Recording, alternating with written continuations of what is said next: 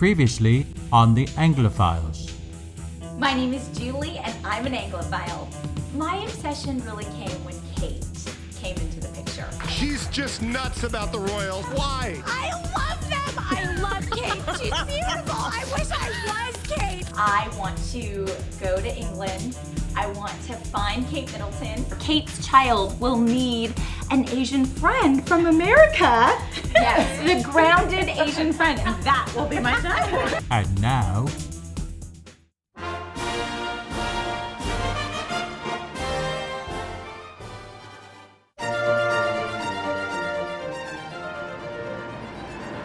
I'm so excited because I'm on a train on my way to the location site of Downton Abbey, which is Highclere Castle. I can't wait to walk around the grounds and maybe run into Mr. Bates. I love traveling by train in England. It's my one weakness.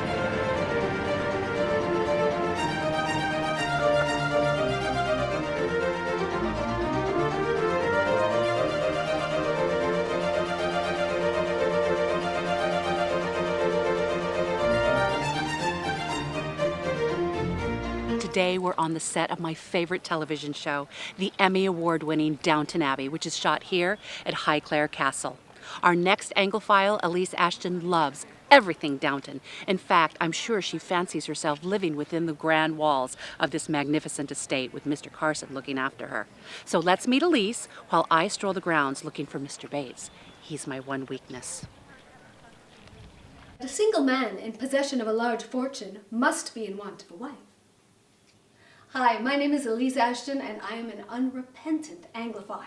I had a rather tempestuous growing up and I was blessed or cursed with a very active imagination, and I read a lot. I was very sick as a child. I read a lot and I'd watch movies. I loved old movies, and you kind of can project yourself into this life. So I'd read things like the Brontes and Jane Austen, and I'd see these incredible films, and I'd have fantasies about wanting to go to boarding school where everything is in order and you knew where you were, and it wasn't like the housing project that I was living in. I think I learned all these little niceties from English lady novelists and from these films I would see and try to emulate. You know, like, I want to grow up. When I grow up, I want to live in that world. It's like the scene in Wuthering Heights where Kathy and Heathcliff are peeking through the window and looking at the ballroom scene, and she says, "That's what I want, music and dancing in a pretty world."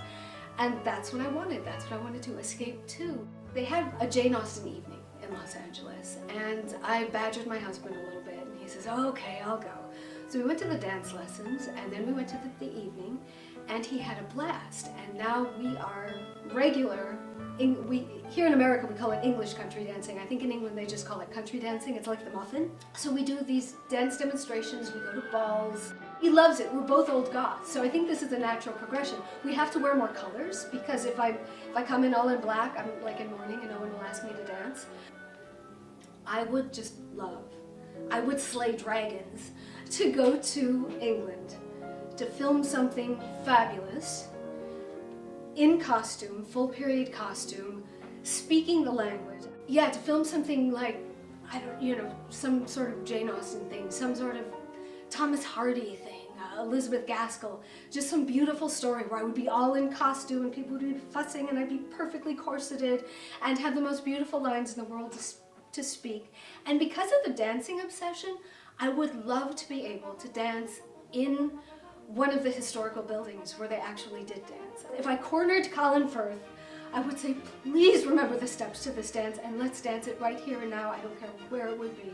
I was taking a day tour once from Bath, and they said, we're going to stop in this village where they filmed part of the 95 Pride and Prejudice, and I started to cry. I was just sitting there and my husband's getting a little embarrassed. It was live, it was real, and there I was in the middle of it, and I think that joy of like really being there, walking in those steps.